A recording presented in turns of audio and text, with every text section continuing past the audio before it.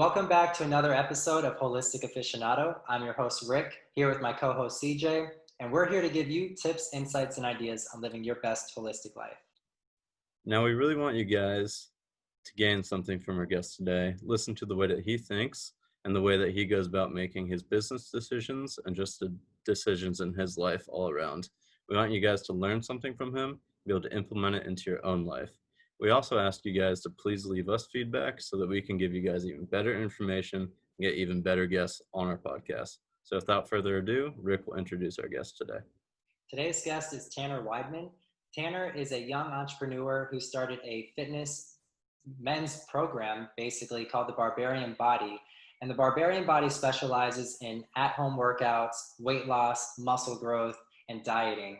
And it can all be found on Tanner's website, thebarbarianbody.com. And you can go on there and check it out yourself and learn more about it. With that, Tanner also is a star of his own YouTube channel named after the Barbarian Body.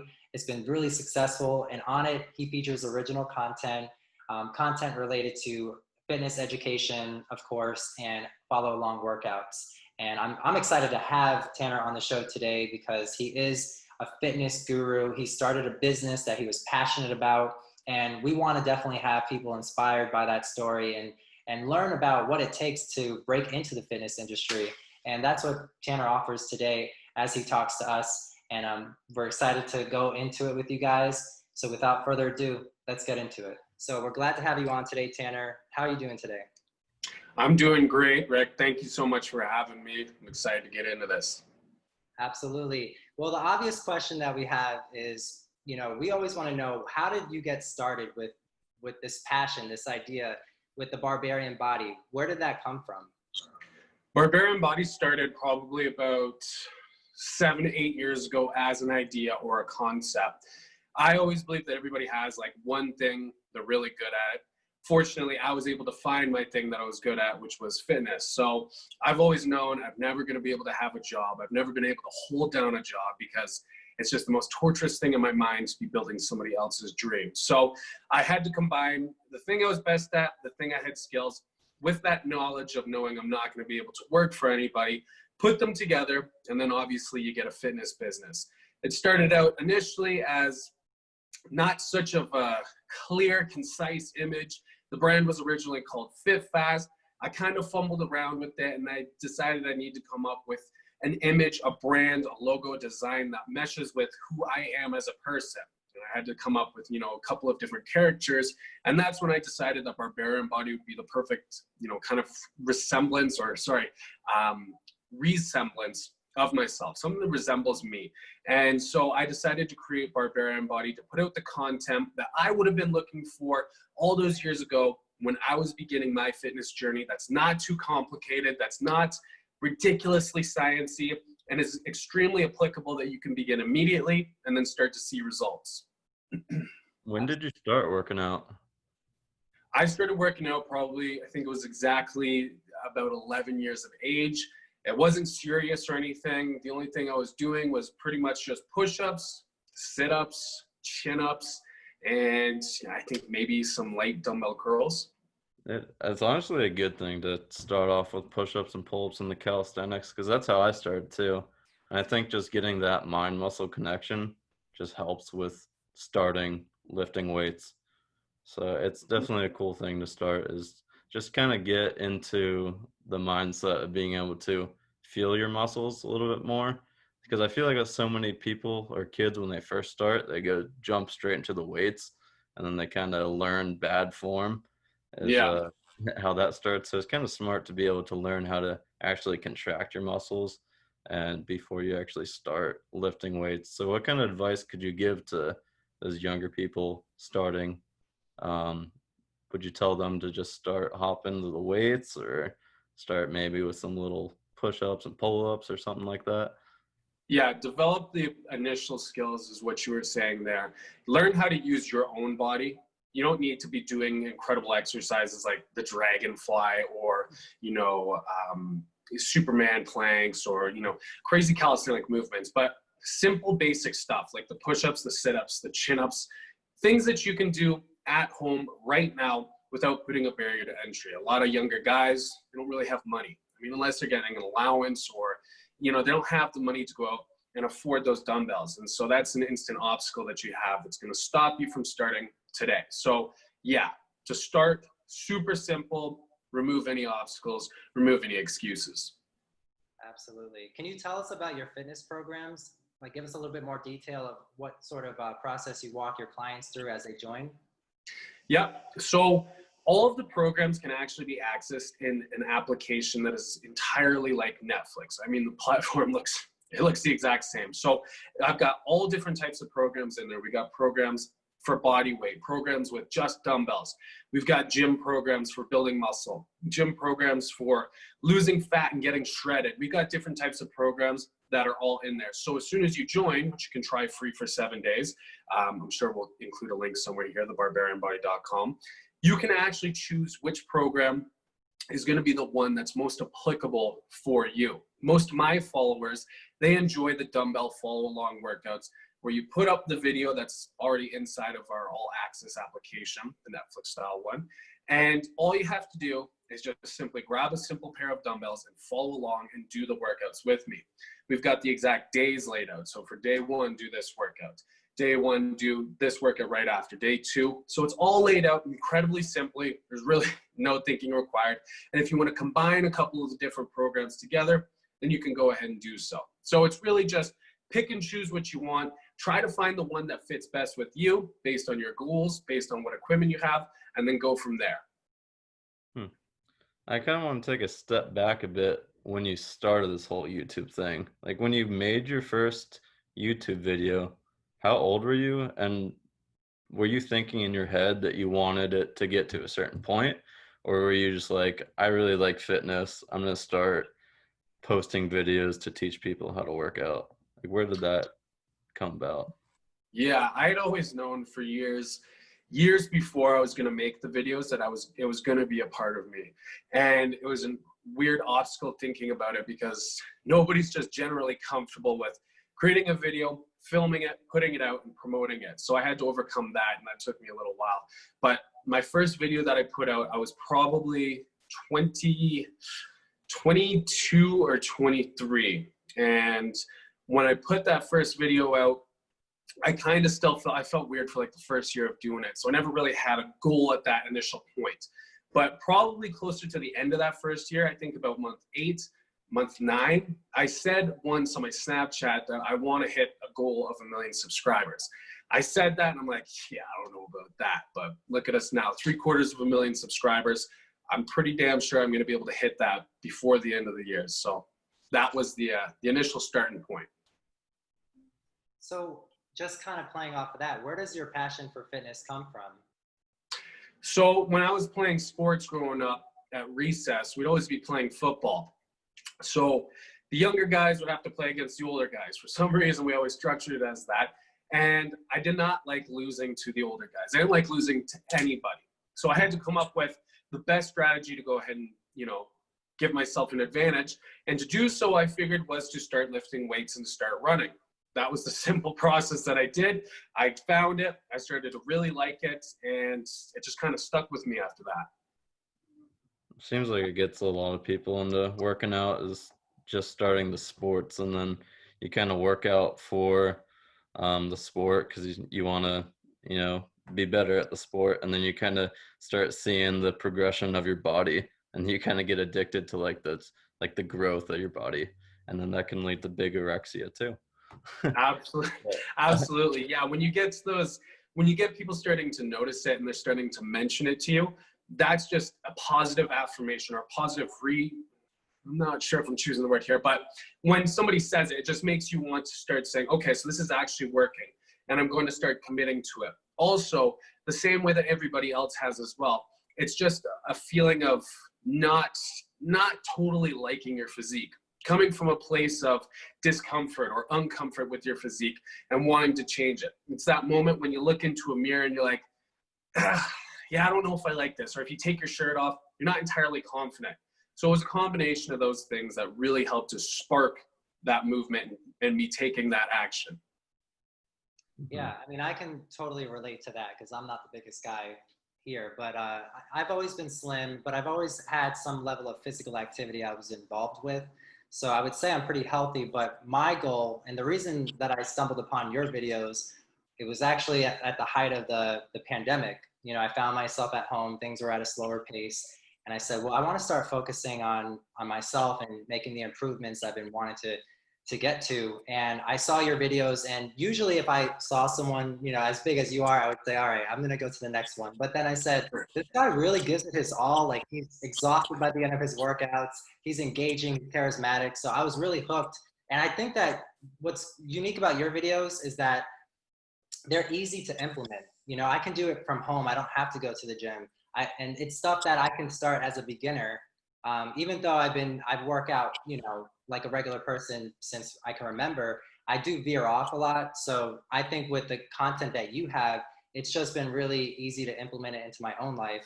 And for people that are slimmer like myself, I mean, you definitely have to check out his videos and see what I'm talking about. But what do you say to a guy who is slim, who doesn't know how to get started, maybe is struggling with dieting, because that's a huge thing with fitness and with gaining muscle mass is your diet.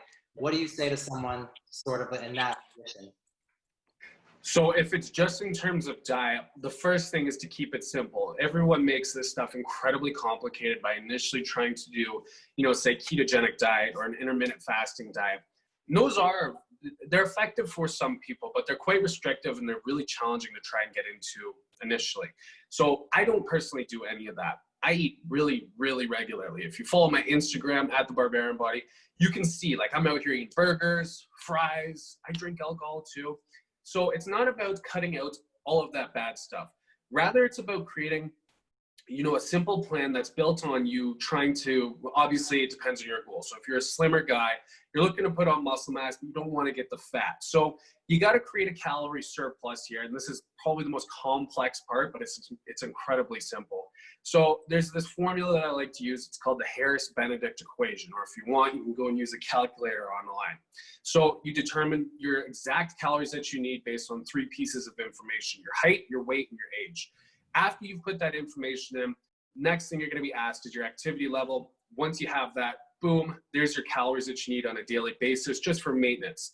So then after that, the question is, okay, you want to build up muscle mass. So if you're really skinny to start with, then I would say that you want to start by adding in a 500 calorie daily surplus. So you add those 500 calories on top of the daily calories that your body needs on a daily basis, which the Harris-Benedict equation had already done.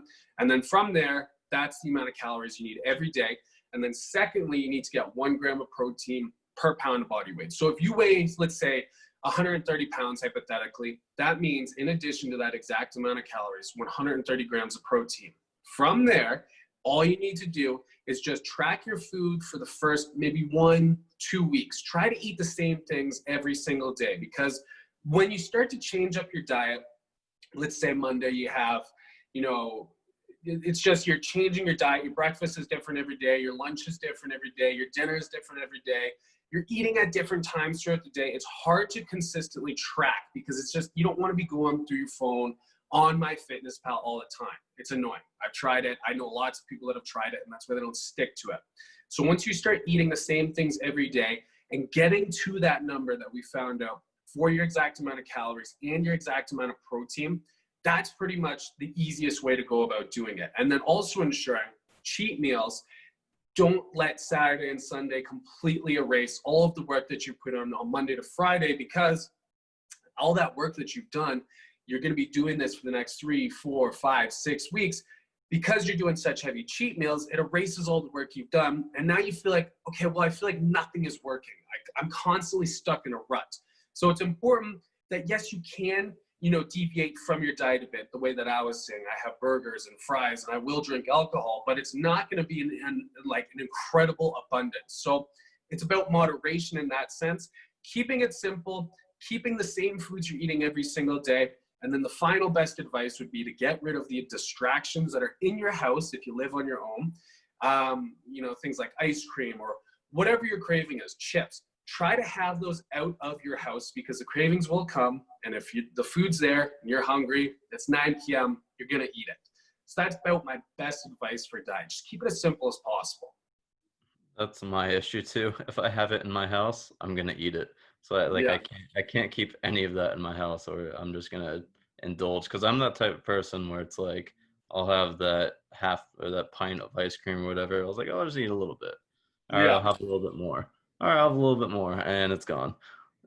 It's exactly. important just to yeah, definitely keep it in moderation. And Yeah. I think it's better probably just to take all of that out of your diet if you can't control yourself. And then maybe, like you said, like a burger here, little bowl of ice cream there, and then just slowly get back into it, because it's all about being able to control yourself. Because I mean, food is an addiction. So if you keep just letting yourself eat it, you'll keep feeding that addiction. So you kind of have to do just like cut it out cold turkey, and then Yeah. get And into it's it. important not to rely on it when it comes to, your stress throughout the day, because when you're stressed, you want to release, right? Some people have addictions to food. Some people have, not so healthy addictions, and, they rely on alcohol or other forms.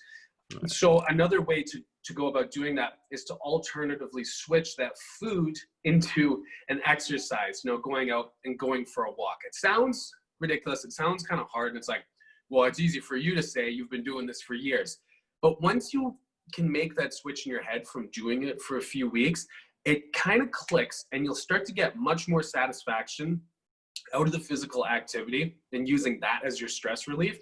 And it'll actually prevent you from going in and eating all of that unhealthy food. It sounds simpler than it is actually applied, but once you start to apply it, you'll feel those endorphins being released when you do the exercise, and it's just a much healthier way to deal with stress. I think that's key, is stress management, because like you guys are saying, it drives you to all these addictions that aren't healthy for you. So it's, you definitely have to turn a negative into a positive. Yeah. So interesting. I kind of have like a personal question. So I'm going to take the opportunity to ask you. For me, I have a lot of food sensitivities. So I can't have, lactose. I can't have certain brands of processed food. Even gluten is a problem. What do you recommend for someone in that position? Well, actually, I've been developing several intolerances as well. I can't eat dairy. I can't have like a lot of different processed foods. So this isn't my specialty, but I can tell you what I did, and it actually became quite helpful for getting leaner, because when you remove dairy from your diet, dairy has a lot of calories. But this is what I did. First thing was, I had to do an elimination diet to try and figure this stuff out on my own, see what my body was responding to, negatively. And then once I found that, wrote it down, kind of created my entire list. This is for the people that may not be at the level that you're at right now too, where you know all the things that you can't eat. Then from there, go to your doctor, get your allergy test done, go and try and find out all the things that, your body can't handle. Boom, now you know everything. Now you're at your point here. So from there, the only thing you got to do is just not eat those things. And I don't know if I have any tips specifically around that, but there's alternatives of, different types of foods that you can eat, as opposed to, say, a mayonnaise, right? I can't eat mayonnaise because that just doesn't work for me. So as opposed to having mayonnaise, or as opposed to having butter, I'll just simply go for something like a sriracha, which is, it's not the same, but it gives me that, kind of extra taste that you want to add to, like a sandwich or a pasta or maybe your chicken breast. It's about finding, if you go to those Whole Food stores, they're more expensive, definitely, but they've got a lot of the gluten-free products. They got a lot of the dairy-free products. They've got some really good stuff in there. And, also going online and Googling up alternatives for the mayonnaise or for the dairy that still make your food taste really good.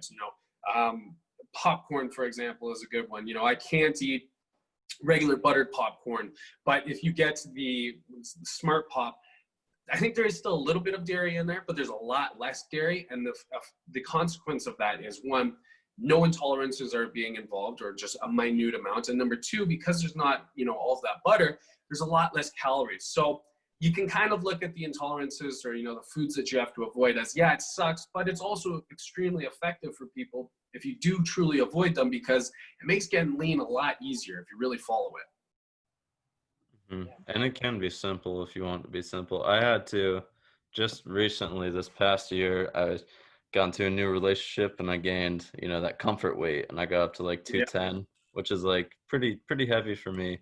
And then I kind of finally cut down to like the 190s, and I was like just kind of stuck there for a couple months, and I decided to go on a 3-day fast just to cut everything out, cut all food out.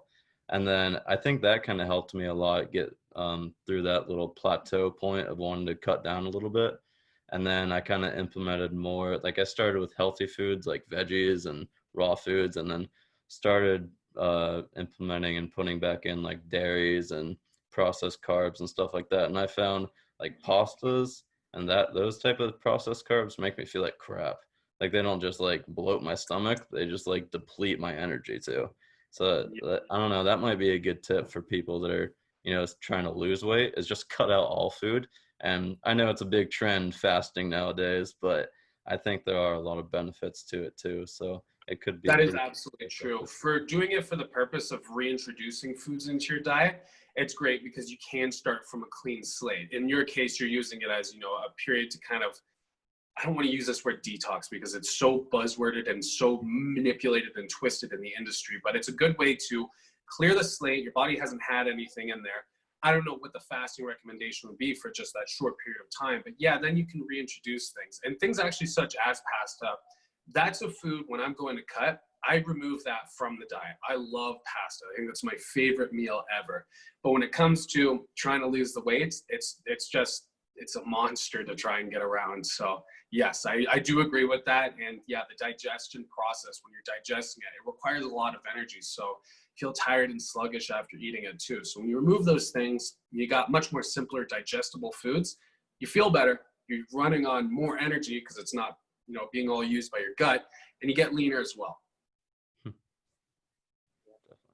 So I want to kind of circle to the business side of things. I'm very interested in business, and I think that what you have going on is amazing. It's interesting though, because unlike most entrepreneurs, you're sort of running two operations. You have the YouTube channel, and then you have, your online fitness programs. So I imagine obviously the two coincide, they feed each other. But how do you approach that? Like what's your mind frame around catering to both and making sure that you're always giving 100% to each side of the coin, I guess I would say? It is actually confusing because now there's so many social media platforms. It's not just YouTube. Now we've always had Instagram, right? But now we got TikTok as well. And, Twitter, and then on the YouTube, it's not just the videos, but we got the YouTube community section where we've got the polls and the images. And then, yeah, you're right. The application, all the programs that are behind that. So the best thing to do for that, I'm still trying to fumble around with this myself, has been getting obviously outsourcing and outside help. So, for my customer service, for, my programs and such, I have a team that does that.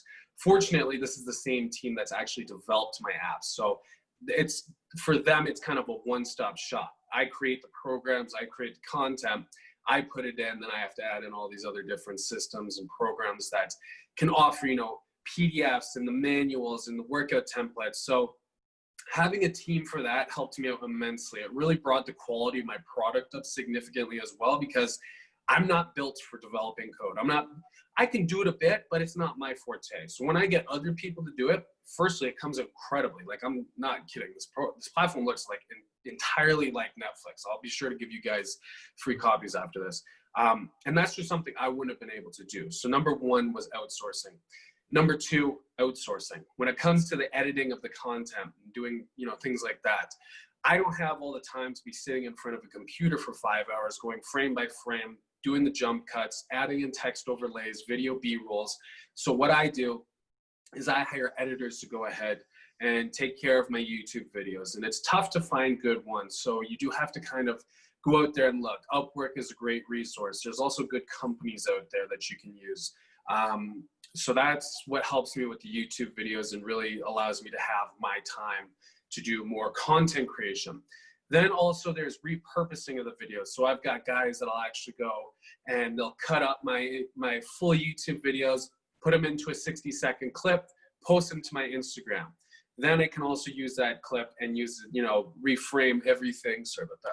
reframe, images and create GIFs or GIFs. I'm not sure what the proper word for that is, and repurposing it. So it's trying to repurpose.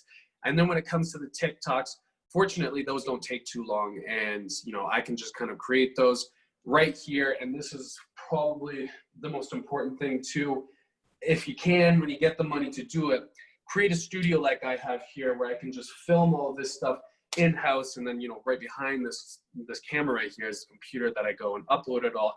So it's just trying to get it all into one place, get your external pieces that are going to be helping you to support and level up the quality of your content and level up the quality of your products and your customer service so that you can bring the best things. So I guess the best thing is outsourcing and outsourcing properly. Yep. That's smart for sure. Yeah. Have you ever only read have so much bandwidth.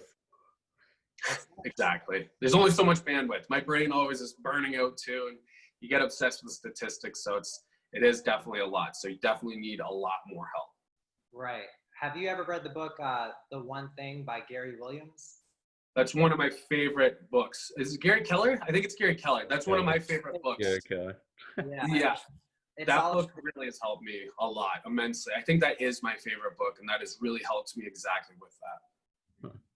Do you, I know, I mean, you got to work out your body too, but do you do anything like mentally? Do you meditate, or do you do any of that type of stuff? Or?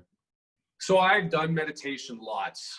I don't know if I find like direct output of it having, as big of an impact on my, on my mind as much as everybody else. I love it, but I found it kind of like interrupting my day if I start off with a 20-minute meditation. It kind of just interrupts the flow. It pushes off my work that I need to get done, and it actually was causing more stress.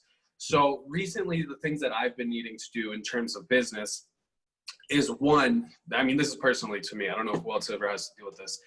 Stop checking statistics so much, because you get obsessed with these numbers. When you start to get a viral video and you can see it, really gaining traction, and then it's going up, and then all the customers that are coming in and, trying to find out, what's the exact amount of this age group of men that I have, and, what is the exact, all these different numbers.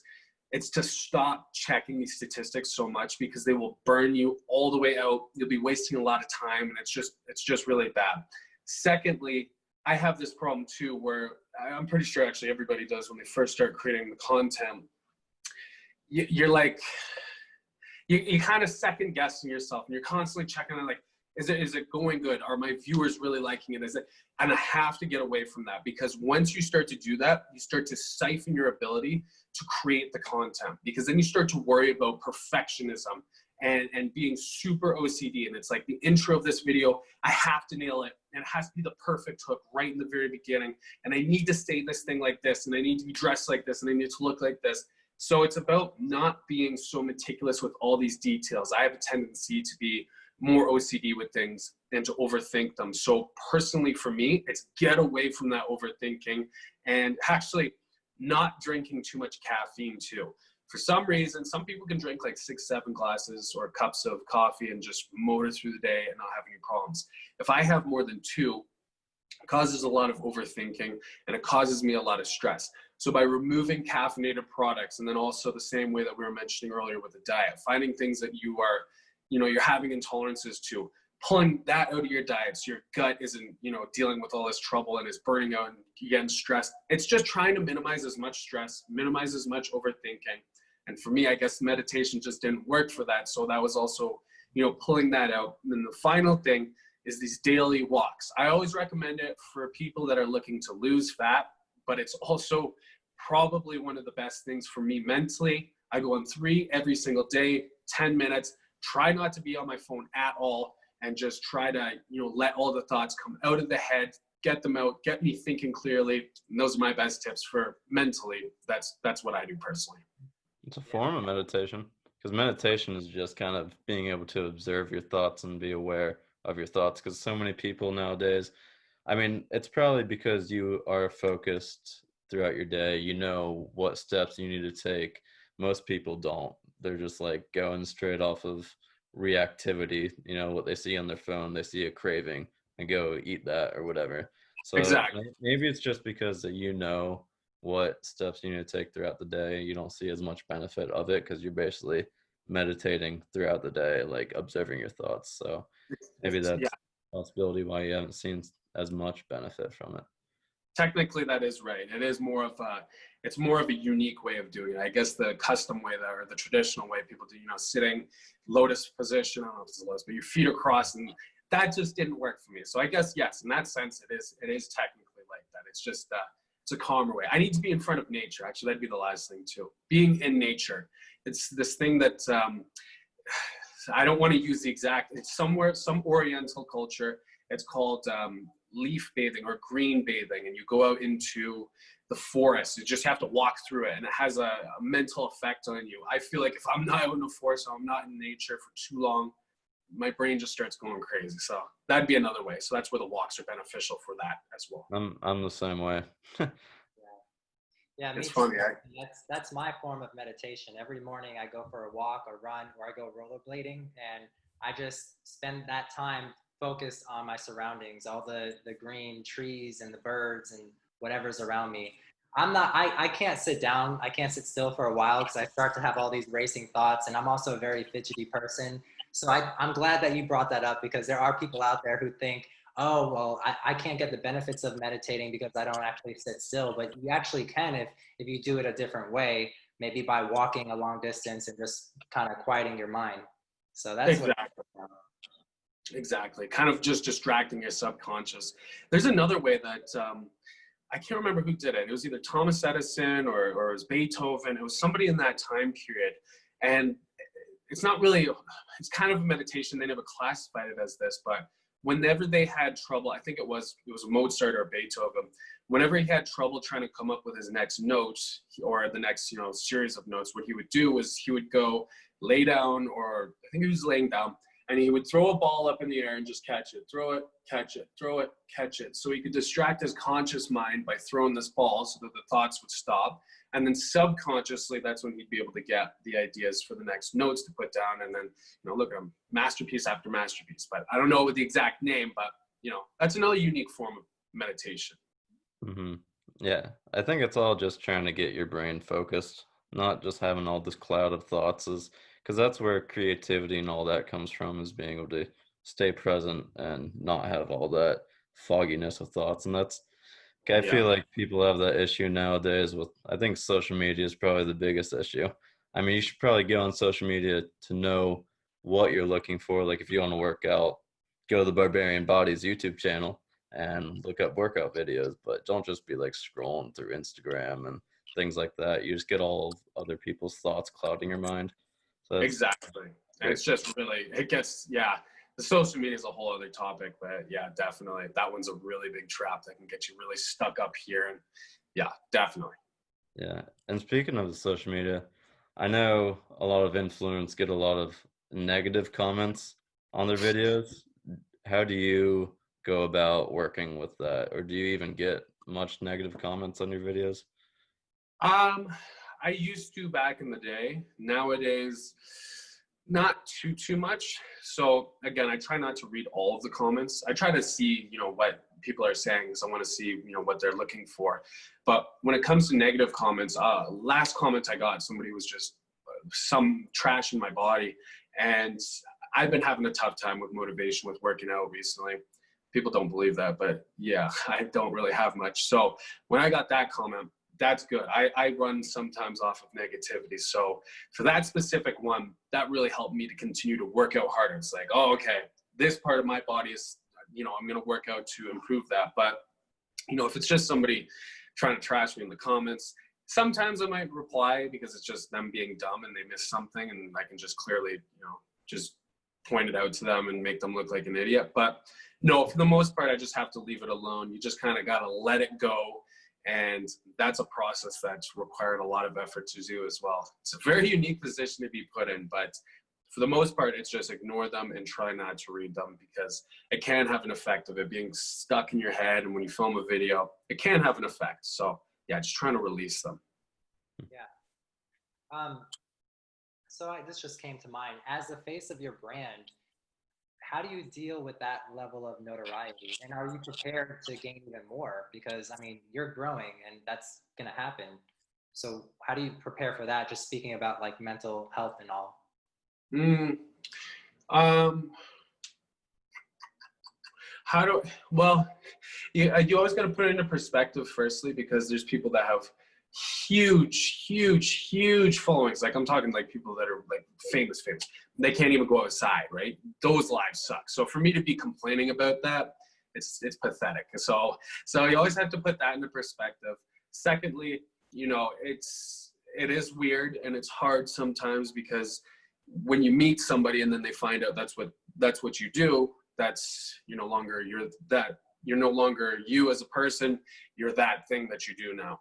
So it's just kind of hard dealing with that. I don't know if I have advice for that one yet, other than the perspective, because, you know, I still kind of struggle with that. And then with the growth of things, you know, it's good problems. This is what I always say. These are great problems to have, and I'd rather have these problems than pretty much any other problem. Absolutely. So what kind of advice do you have for other, you know, young entrepreneurs that are trying to break it into the fitness industry? What would you tell them if you could today? If you're going to break into the fitness industry, firstly, use TikTok. It is blowing up like crazy. That's the easiest way to gain followers. Do not miss out on that opportunity. Like, use it. It is crazy how quickly you can get an audience there. Secondly, just start creating as much as you possibly can. So, you know, do the TikTok, obviously 2 to 3 videos a day. Try and get on YouTube once a week. Once you start to do that, determine what your target audience is. Who is it that you want to talk to? Typically, it's going to be somebody exactly like you. So if you're a skinny guy trying to build up muscle mass and you've done that, now you want to create a YouTube channel, you should focus primarily on that. That's what your content should be around, because you know it the best. You're successful with it, you know that. Next thing from that is to create your first product, and you kind of want to do this by pulling off of your audience. So build an email list by offering something for free, whether it's a checklist, whether it's, you know, a newsletter you're giving out, whether it's, you know, give something away for free so you can build an audience of email list subscribers. Get between 100 to 500 of them, then send them out a poll, ask them what their number one biggest problem is that they're struggling with. Typically, it's going to be whatever you're trying to promote your product around, which, you know, in this case, it's somebody that's skinny trying to build up muscle mass. Once you get that information, you find out what the biggest thing is, and they say, you know, it's building up muscle mass fast. Then you can create your first product. Your first product will be something along the lines of like, I don't know, an 8-week program or an 8-week challenge or a 4-week, you know, just something around, you know, building up muscle mass fast for skinny guys. Boom, you've got that. You want to build your brand and your image around that too. Do not get too caught up in the specifics of what your logo looks like, what your brand name is. Like I said, mine was Fit Fast before. The logo was like a little rabbit. I changed it. So don't get too stuck on the specifics of it. Get something out, start creating, build it around what you're good at, what you're passionate about. Build a small audience, pull the audience, create a product around that, and then just go and don't stop. And if it's not for you, well, you should kind of find, I don't even know how to, I'm going to retract that statement. Just keep going. And if you find that you're going to stop or you're going to try and give up, you know, maybe it's not for you. Maybe it's not for you and you need to realize, I think that's what I want to say. But if it is for you, if you're not enjoying it, then it's not for you. Yeah, if you're not enjoying it, then it's not for you. And, you know, if you have to force yourself every single day to do it and you're dreading it, it's probably not for you. So it's important to find that out as well. But if it is, then you'll keep going and you won't find an excuse to quit and you won't complain. Right. Great advice. So yeah, I mean, what is something that people don't know about you that you'd like to share? What kind of other hobbies does the Barbarian Body have? What would that be? I put you on the spot. I'm sorry. No worries. No, I'm trying to think of something here. I mean, actually, this one is probably pretty interesting. Like, I like to party. Like, nobody really knows this or anything, but like pretty much every weekend, I'm partying with my friends. We're drinking, we're having fun, we're playing, you know, we're playing catch, we're going to the beach and stuff. And it's not that I'm living some super bubbled fitness lifestyle. I think that's probably the most important thing. I'm not eating, you know, grilled chicken breasts, brown rice, and broccoli every single day. You know, just for example, this weekend, I mean, what did I have last night? Last night I had like 4 burgers. 2 of them were cheeseburgers. I even had some Doritos. You know, Sunday, what did I have?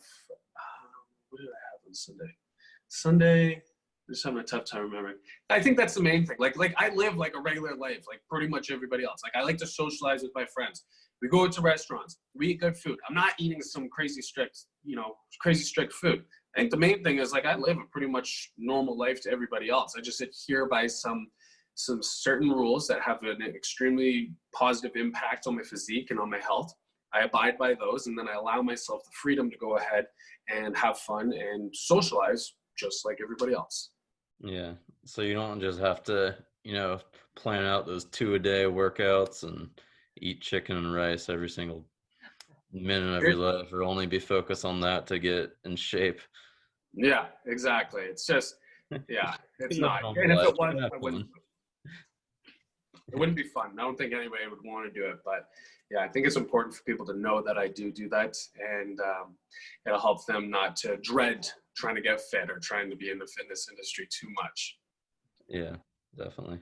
And I think it's important. I know you said that you're kind of struggling with motivation with working out. It's important for people to know that even their influencers and their people they look up to struggle with things like that too. Yeah, everybody has their own struggles. Some people lose a little bit of motivation and then it comes back. So exactly. I think 9 out of 10 workouts that I do, I'm completely unmotivated to do. That's what I was saying. About 1 in every 10, I'm like, all right, I really want to do this. The other 9, I'm like, oh, okay, I'll do it. But I go and do it every single time. Motivation is fleeting. If you rely on motivation for this stuff, you're going to die. You're dead in the water. There's nothing you can do. So rely on habit, rely on discipline. Yeah, sometimes you got to force yourself to do it and you feel good after. Because, I've been working out since high school too. And there's been time periods where it's kind of more of a maintaining sort of working out where it's like, all right, I'll go and just like do the movements. And there's been times where I, like during this last, like the pandemic type thing, like I've had like the gyms closed down. So it's hard to like come back and get yourself motivated and work out again. So you do have those times where you might lose that motivation a little bit, but then once you get the ball rolling again, then it's like all back. Absolutely. I think, Tanner, you're in a very unique position because you have thousands and thousands of eyes on you. And I'm sure in some way that does motivate you to want to continue to add value to people's lives and get through those workouts. I mean, I do see those workouts, man, and by the end of it, you're pretty beat, but you gave it your all. So, I mean, what do you say to your supporters and the people that follow you and that really look up to you? I appreciate them all following.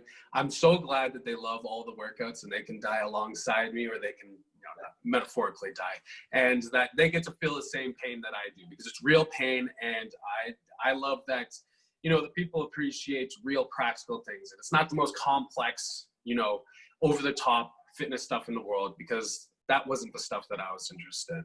I like that they enjoy the same types of things that I do. And I appreciate they come out every single week, support the channel, and also help to improve their own lives. And I always love seeing the before and after pictures, the testimonials. So I love it. It's always just a big, huge thanks for everybody that does support it. And it's a very unique way to explain it, because I don't really know how to put it into words, but it's super cool. And I definitely love it. Awesome. So what's next for Tanner? What's next is we're just continuing to push the app. We're going to try and get as many of our subscribers inside of it so that they can experience the value of it, so that we can get everybody to that position. Because I know it doesn't just require one workout program. This is why we have all of our programs in one single place. It requires, certain plans, because some days you don't want to make it to the gym. Even with quarantine coming down now, there's restrictions, there's rules. So maybe you're going to go to the gym a couple of times a week, and you can use one of our Barbarian Body programs. You can use maybe, the lean bulking gym program. But, you don't want to go to the gym the next day because maybe you couldn't schedule in your appointment. That's what we have to do now. It's kind of crazy. Well, that's perfect, because now we've got Barbarian Body, the home shredding program. Just pop that in. You don't even have to pop it in. Just open it up on your computer. Do it from your house. Requires no equipment, just your body weight, and you can get the workout done there. Okay, now what about your diet? Well, we've got the diet plans that are already inside of this as well.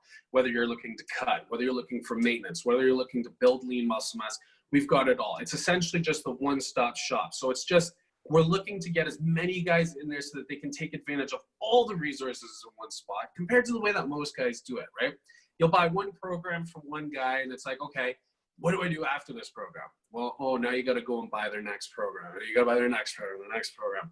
So it's just kind of an obstacle for them to overcome. So get as many of our guys into this as possible. Grow our Facebook community, the Barbarian Body community, so we can get as many people supporting each other, posting the before and after pictures, posting them, you know, performing exercises and getting form checks.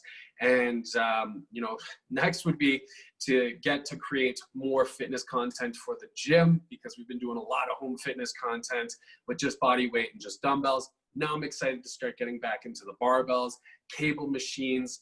And then from there, you know, it's just trying to get as many good members of the Barbarian Body team as possible, and actually looking into expanding. So it's not just me as a trainer, it's other people, you know, other trainers that guys can get motivated from and follow their different types of ideologies and ways of training, so that, you know, we can cater to every different area in the fitness industry, and it's not just them looking to me. So it's all about expansion at this point and trying to provide the most amount of value for our customers and for our subscribers. Wow, that sounds wonderful. Well, we're going to have all the links to your social media, to your online programs in the description below. Is there anything else you want to leave us with before we go today?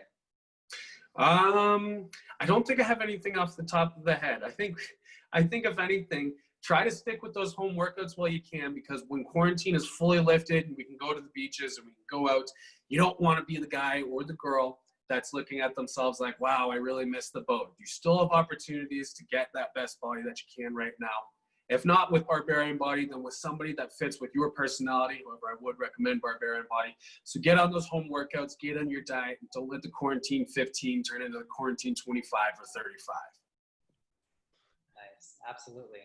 All right, everyone. Well, we're so happy that you came on the show today, Tanner. I mean, we learned a wealth of information, and we know all of our listeners are going to get a ton of value out of it. And also your supporters are going to get to know you a little bit better than they did before. So we're happy about that. And we look forward to seeing what's next for you. Awesome. Thank you guys so much for having me. It was a lot of fun. Yeah, thanks, man. All right, guys. Have a good one. You too.